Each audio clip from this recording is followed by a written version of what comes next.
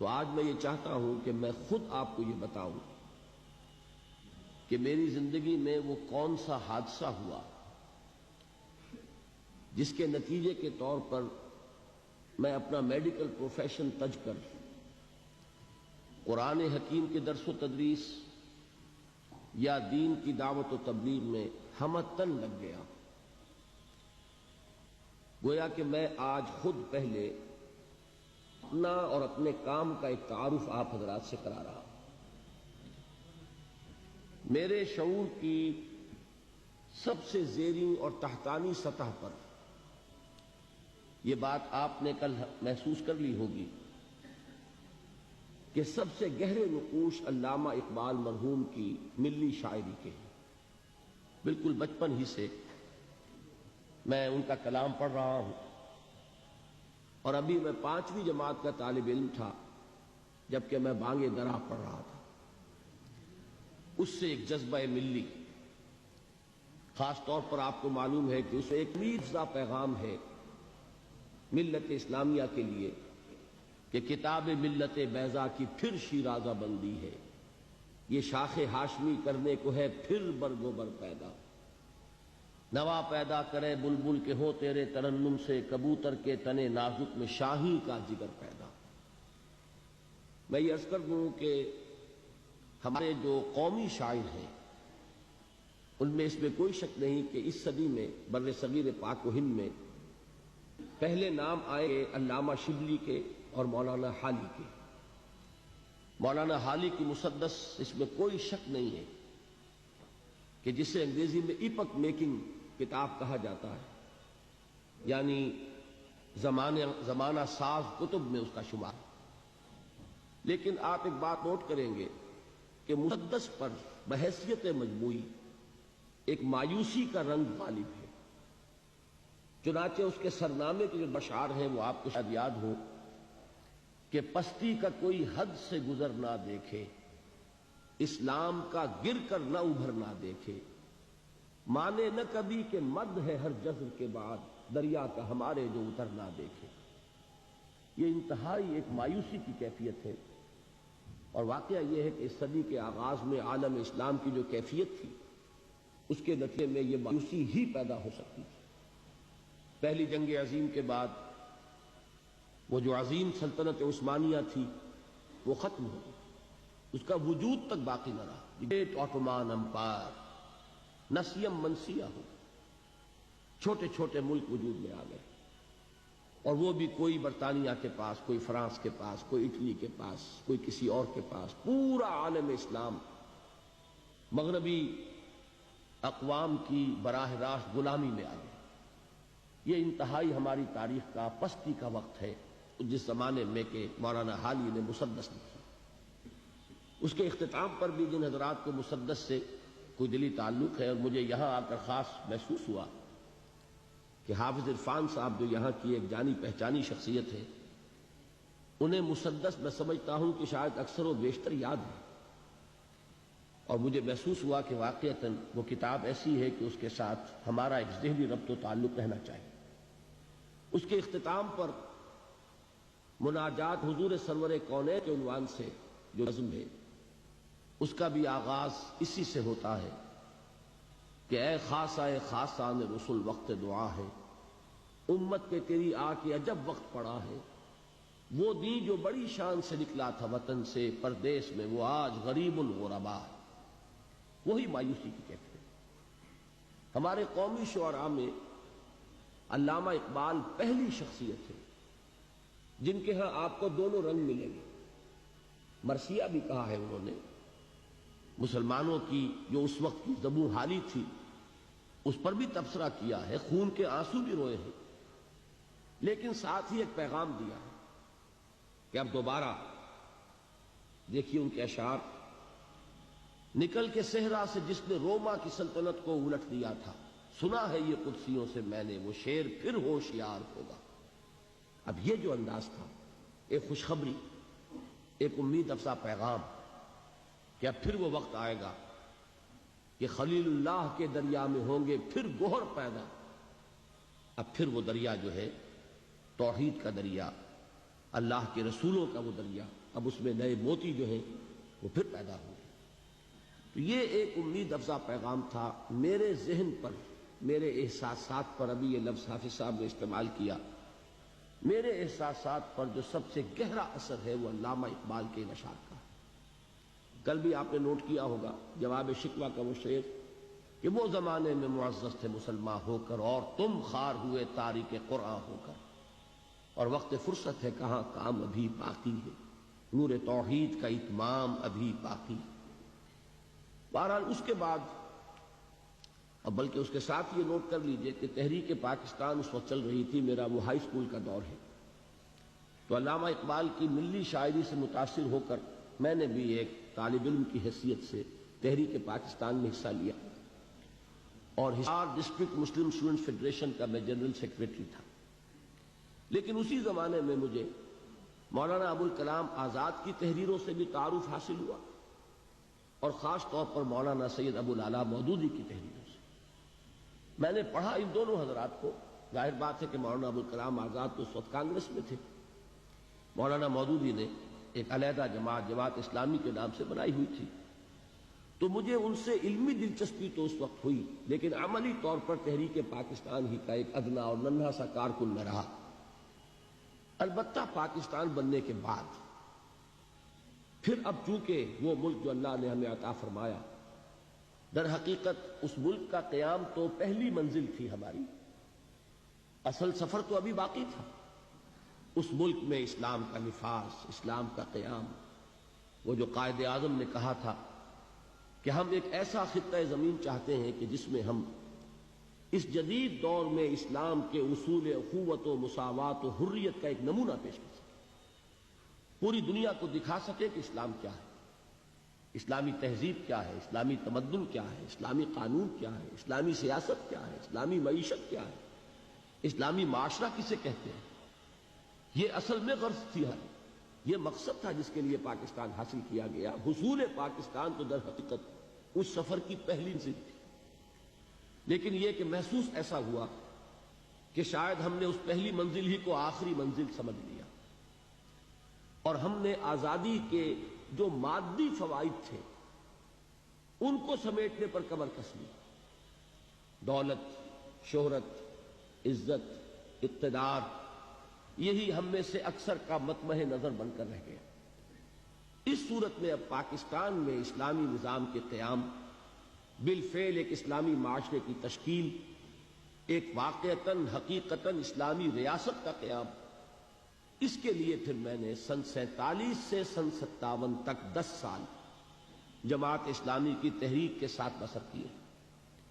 پہلے 7 سال اسلامی جمعیت طلبہ میں، اور جب میں 1954 میں MBBS سے فارغ ہو گیا تو جس دن میرا نتیجہ نکلا ہے اسی دن میں نے جمعیت طلبہ سے استعفیٰ لکھا اور جماعت اسلامی کی رکنیت کی درخواست کا جو فارم تھا پر کر دیا۔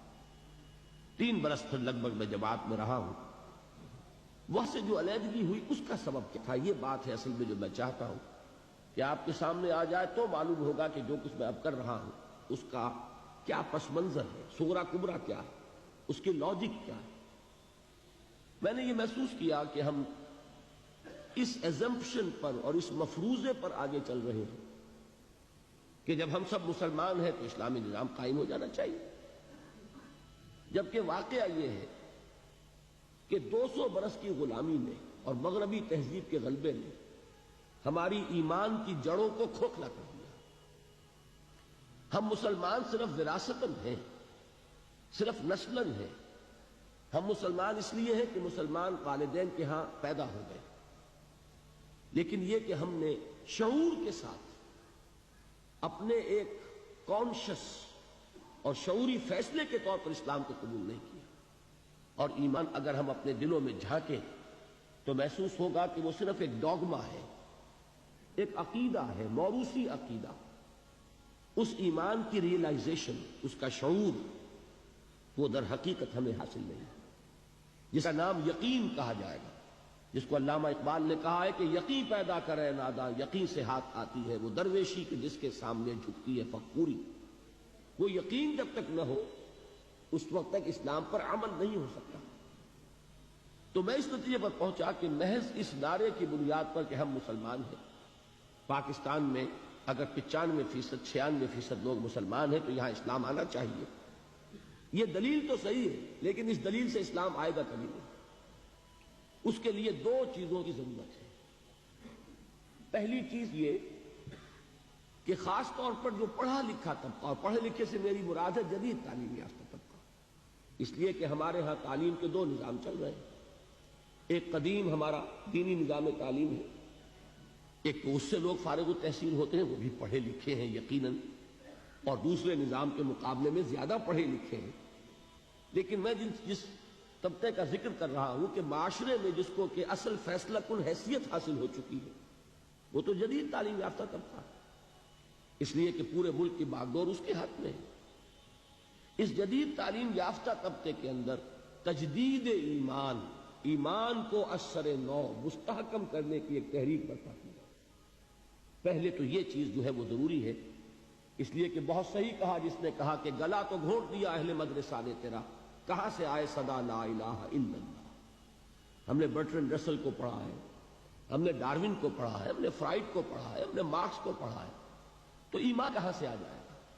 ان نظریات نے ہمارے ذہنوں میں تصادم پیدا کیا ہوا، کانفلکٹ ہے، تضادات ہے، ہم کچھ مانتے کچھ اور ہیں، کرتے کچھ اور ہیں۔ اس کی وجہ یہی ہے کہ وہ ایمان کی حقیقت ہمیں حاصل نہیں۔ اس کے لیے خصوصاً جدید تعلیم یافتہ طبقے میں تجدید ایمان کی ایک تحریک۔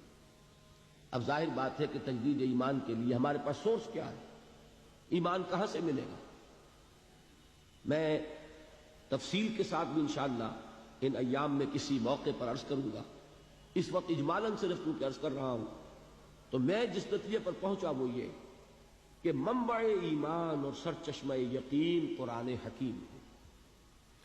مولانا ظفر علی خان کا بڑا پیارا شعر ہے، سادہ سا شعر ہے لیکن بڑی عظیم حقیقت کو لیے ہوئے، کہ وہ جنس نے ایمان جسے لے آئے دکان فلسفہ سے، ڈھونڈے سے ملے گی عاقل کو قرآن کے سیپار۔ قرآن وہ نور ہے کہ جو اندھیروں سے نکال کر روشنی میں لاتا ہے۔ اندھیرے کون سے ہیں؟ کفر کا اندھیرا، شرک کا اندھیرا، الحاد کا اندھیرا، مادہ پرستی کا اندھیرا، یہ تمام اندھیرے۔ سورہ حدید میں فرمایا گیا هو الذی ينزل على عبده آیات بینات لیخرجکم من الظلمات الى النور وان اللہ بکم لرؤوف الرحیم۔ وہی ہے اللہ جو اپنے بندے پر صلی اللہ علیہ وسلم یہ آیات بینات نازل فرما رہا ہے تاکہ وہ ان کے ذریعے سے تمہیں اندھیروں سے نکال کر روشنی میں لائے۔ تو یہ جو ظلمات ہیں، کفر اور شرک اور الحاد اور مادہ پرستی، ان کے اندھیروں سے نکالنے والی کوئی چیز ہے تو وہ قرآن مجید کا نور۔ تو پہلا فیصلہ میرا یہ ہوا کہ مجھے اپنی توانائیاں، اپنی قوتیں، اپنی صلاحیتیں جو بھی اللہ نے عطا فرمائی ہیں، ظاہر بات ہے لا یکلف اللہ نفسا الا وسعها، اللہ تعالیٰ نے ہر انسان کو جو بھی صلاحیتیں اسے عطا فرمائی ہیں اسی کے مطابق مکلف ٹھہرایا۔ جس میں جتنی استعداد ہے اتنا ہی وہ ذمہ دار ہے، اتنا ہی جواب دہ ہوگا۔ زیادہ استعداد ہے زیادہ جواب دہی ہوگی، کم استعداد ہے کم محاسبہ ہوگا، یہ اللہ تعالیٰ کا قانون ہے۔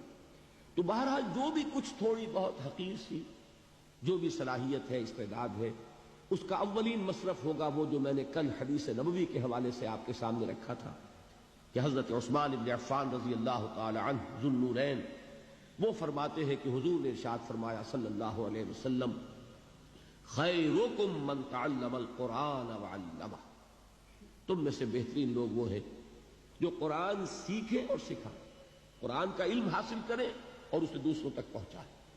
تو پہلی بات میں نے یہ طے کی، کون شخص چاہے گا کہ وہ اچھے سے اچھے کیریئر کو اڈاپٹ نہ کرے؟ ہر شخص یہی چاہتا ہے بہتر سے بہتر کیریئر اسے ملے، لہذا جب سب سے بہتر کیریئر یہ ہے خیرکم من تعلم القرآن وعلمہ، اور یہ کس کا فرمان ہے؟ الصادق المصدوق، جو سچے ہیں، جن کی سچائی کی گواہی اللہ نے دی۔ تو انہوں نے فرمایا کہ بہترین کیریئر یہ ہے، تو میں نے طے کیا کہ جہاں تک طبابت کا معاملہ ہے، میڈیکل پروفیشن ہے، مجھ سے کہیں زیادہ ماہر اطباء اور معالج موجود ہیں۔ یہ کام ایسا نہیں ہے کہ اس کی کوئی کمی واقع ہو جائے گی اگر میں نے اپنی توانائیوں میں اور میں نے اللہ کی اس کتاب کے لیے وقت نکالنا شروع کر دیا۔ تو بہتر سے بہتر معالجین موجود ہیں، مجھ سے بہت بہتر، بہت اعلیٰ کوالیفائڈ لوگ، لیکن واقعہ یہ ہے کہ اس دور میں ایک خلیج جو پیدا ہو چکی ہے ہمارے معاشرے میں، کہ ایک طرف رجال دین ہے جو دینی درسگاہوں سے پڑھ کر نکلتے ہیں، ایک طرف جدید یونیورسٹیوں سے اور کالجز سے پڑھ کر لوگ نکلتے ہیں، ان دونوں کے مابین کمیونیکیشن نہیں ہے۔ علماء علم کے پہاڑ ہیں، لیکن جدید تعلیم یافتہ لوگوں سے ان کے ذہنی سطح پر گفتگو نہیں کر سکتے، وہ اپنی اصطلاحات میں کلام کرتے ہیں، اور وہ اصطلاحات جو ہے جدید تعلیم یافتہ لوگوں کے چونکہ علم میں نہیں ہے، لہذا ان تک وہ بات پہنچتی نہیں۔ میں ایک مثال دیا کرتا ہوں کہ جیسے تربیلا ڈیم ہے، منگلا ڈیم ہے، کتنا پانی ہے، لیکن وہ پانی بیکار ہے جب تک کہ وہ ڈسٹریبیوشن چینل جو ہے پانی کی تقسیم کے لیے نہروں کا جو نظام ہے، جب تک کہ وہ نہروں سے ہو کر راجباہوں سے ہو کر زمین پر پانی نہیں پہنچے گا، تربیلا ڈیم میں کھڑا ہوا وہ پانی کو فائدہ نہیں پہنچائے گا۔ تو اس وقت صورت یہ ہو چکی ہے کہ علماء کرام علم کے ڈیم ہیں، بہت بڑے بڑے ڈیم، ان کے پاس وہ تمام علوم موجود ہیں، کتاب اللہ، سنت رسول، اور پھر ہماری فقہ، اس کا سارا علم موجود ہے، لیکن وہ جو ڈسٹریبیوشن چینلز کا کام ہے وہ نہیں ہو پا رہا، ایک گیپ آف کمیونیکیشن ہے۔ تو اگر اللہ تعالیٰ نے مجھے کوئی صلاحیت ایسی عطا فرمائی ہے، چونکہ میں ان میں سے ہوں، جدید تعلیم یافتہ ماحول سے نکلا ہوں، میں ان کی اصطلاحات سے واقف ہوں، میں ان کے ذہنی اشکالات سے واقف ہوں، میں جانتا ہوں ان کا ذہن کہاں رکتا ہے، کس بات کا جواب چاہتا ہے، کس مسئلے کا حل چاہتا ہے۔ اس مسئلے کا جواب اگر ایک فتوے کی شکل میں دیا جائے وہ قابل قبول نہیں ہوگا جب تک کہ وہ سمجھایا نہ جائے، ان کی بولی میں، ان کی زبان میں، ان کی ٹرمینالوجی میں، ان کی اصطلاحات میں جب تک بات نہیں کی جائے گی، ابلاغ کا حق ادا نہیں ہوگا۔ اور یہ اللہ نے اگر مجھے صلاحیت عطا فرمائی ہے کہ یہ کام میں کر سکتا ہوں، تو ہر چیز کو تج کر مجھے اسی کام میں لگ جانا۔ دوسری بات جو مجھے ضروری محسوس ہوئی وہ یہ کہ ہمارے ہاں جو لوگ دیندار ہیں ان لوگوں میں بھی ایک بہت بڑی کمی ہے، وہ یہ کہ فرائض دینی کا ایک جامع تصور ان کے سامنے نہیں۔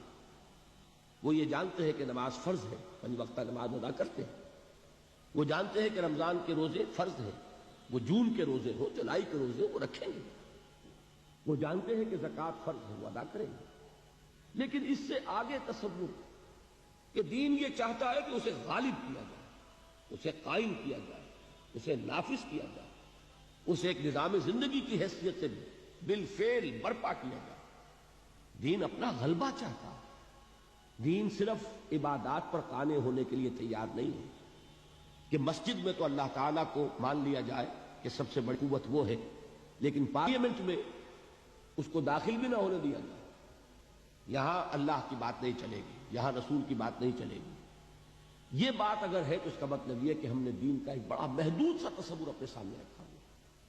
ضرورت اس بات کی ہے کہ جن لوگوں کے اندر وہ مذہبی جذبہ موجود ہے انہیں یہ بتایا جائے کہ دین کے اصل تقاضے کیا ہیں، دین چاہتا کیا ہے، کیا ذمہ داریاں صرف نماز روزہ ادا کر کے پوری ہو جاتی ہیں، یا یہ کہ اس سے بیونڈ، اس سے ماورا بھی دین کا کوئی تقاضا ہے، اس کا مطالبہ ہے۔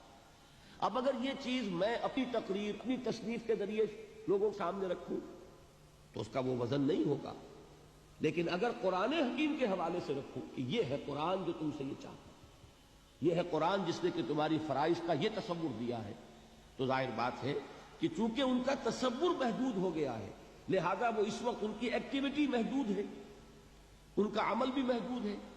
اگر ان کا تصور فرائض دینی وسیع ہو جائے گا تو یقیناً پھر وہ اس کے مطابق کچھ نہ کچھ سرگرم عمل ہوگے، اپنے فرائض کو ادا کرنے کے لیے کمر کش نہیں۔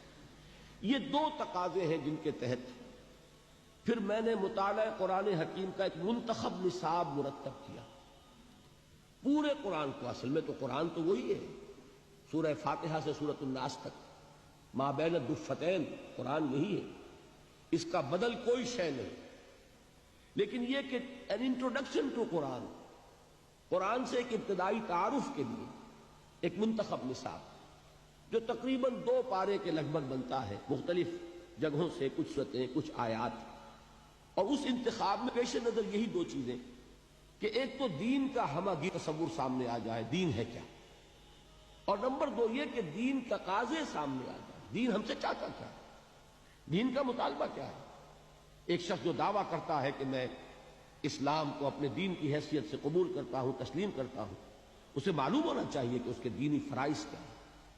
ان 2 مقاصد کو سامنے رکھ کر میں نے ایک منتخب نصاب مرتب کیا. اب یہ 20واں سال ہے میری زندگی میں.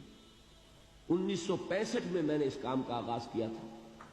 لاہور میں حلقہ مطالعہ قرآن قائم کیے, قرآنک اسٹڈی سرکلز. اللہ تعالیٰ نے کچھ خلق کا رجوع جو ہے یہ اللہ کے فیصلے کے تحت ہوتا ہے. لوگوں کی توجہ ہوئی. میرے درس میں اتوار کی چھٹی ہوتی تھی پاکستان میں اس زمانے میں, تو اتوار کی صبح کا ایک درس ہوتا تھا بڑا. ویسے شام کو ہفتے کا کوئی دن فارغ نہیں تھا, لیکن یہ ہے کہ بڑا درس مرکزی جو ہے وہ اتوار کی صبح کو ہوتا تھا. پہلے مسجد خضرا سمن آباد میں اور پھر مسجد شہداء جو مال روڈ پر ہے لاہور میں. 700 افراد اس درس میں شریک ہوتے تھے بڑی پابندی کے ساتھ. یہ 700 کا عدد اس لیے ایک مرتبہ معلوم ہوا کہ ایک کتاب ایک روز ہم نے تقسیم کی اس درس میں, تو معلوم ہوا کہ اس کے 700 نسخے اس وقت لگے جو لوگ موجود تھے انہوں نے لیے. یہ سارا کام میں کر رہا تھا تنہا, نہ کوئی تنظیم, نہ کوئی جماعت, نہ کوئی ادارہ, بالکل اپنی ذاتی حیثیت. لیکن یہ کہ اس کے بعد جب ہم خیالوں کا ایک حلقہ پیدا ہو گیا تو پھر 1972 میں یعنی 7 سال بعد پھر میں نے مرکزی انجمن خدام القرآن لاہور قائم کی.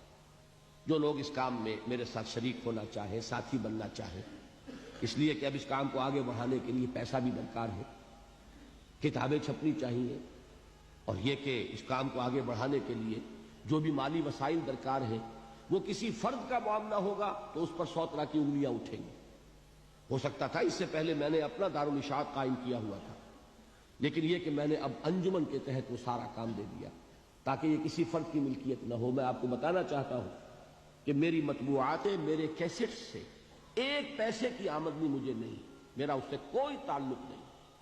اول تو میری مطبوعات کا جہاں تک تعلق ہے, انجمن خدام القرآن نے بھی اپنا اس پر کوئی رائلٹی, اپنا کوئی حق تصنیف نہیں رکھا. کھلی اجازت ہے, جو شخص چاہے ان کو چھاپے, بیچے یا ویسے ہی تقسیم کرے, عام دین کی تبلیغ کے لیے ان کو ڈسٹریبیوٹ کرے, کھلی اجازت ہے. یہ ہمارے ہر کتابچے پر لکھا ہوا ہے. لیکن یہ کہ اس کے لیے بہرحال وسائل درکار تھے, تو مرکزی انجمن خدام القرآن قائم ہوئی 1972 میں. لیکن اس کے بعد ایک سوال پیدا ہوا کہ قرآن جو کچھ بتا رہا ہے, دین کے غلبے کی عملی جد و جہد, اب محض ایک انجمن سے تو کام نہیں چلے گا, اب ایک تنظیم درکار ہے, جماعت درکار ہے, ایسے لوگوں کی جو اپنا تن من دھن اس کے لیے لگانے کے لیے تیار ہو جائے, جو اپنے آپ کو ڈسپلن میں دینے کے لیے تیار ہے, جو سمع و طاعت کے نظام میں آنے کو تیار ہے. تو اس کے لیے پھر 1975 میں تنظیم اسلامی ہم نے قائم کی. جب تک میں تنہا کام کر رہا تھا اس تک میرا مطلب بھی ساتھ کے ساتھ جاری تھا. وہ حسرت موہانی کا بڑا پیارا شعر ہے, کیا طرفت طبیعت ہے, کیا طرفت تماشا ہے, حسرت کی طبیعت بھی ہے, مشق سخن جاری اور چکی کی مشقت بھی. تو میں مطلب بھی کرتا تھا اور یہ بھی کر رہا تھا, درس قرآن بھی تھا, وثاق بھی شائع کر رہا تھا, دارالاشاعت بھی تھا. لیکن سن 71 کے حج کے موقع پر میں نے فیصلہ کیا, یہ فروری سن 71 کی بات ہے, کہ اب میری جتنی توانائیاں ہیں, جو قوتیں ہیں, جو صلاحیتیں ہیں, وہ اب ہمہ تن ہمہ وقت اسی کام کے لیے وقف رہیں گی. چنانچہ میں نے اپنے مطلب کو بند کیا, اور اس کے بعد سے اب تک میں نے پھر کوئی 1 منٹ بھی کسی معاشی جد و جہد میں صرف نہیں کیا. باقی یہ ہے کہ اللہ تعالیٰ صورت پیدا کرتا ہے, رزاق وہ ہے, اس نے آج تک کوئی تنگی نہیں آنے دی, کوئی میرے لیے مشکل مرحلہ نہیں آیا. اللہ تعالیٰ امتحان آزمائش سے بچا کر رکھے, اور آزمائے تو اس میں استقامت عطا فرمائے, کہ وہ بھی صرف اسی کی توفیق سے انسان کسی امتحان میں کامیاب ہو سکتا ہے. لیکن بہرحال سن 71 کے بعد سے یہ سن اب 85 ہے, یہ سمجھ لیجئے کہ 15واں سال ہے کہ میری توانائیاں, میرے اوقات, میری جو بھی صلاحیتیں ہیں حقیر سی اللہ کی عطا کردہ, وہ سب کی سب کسی کام کے لیے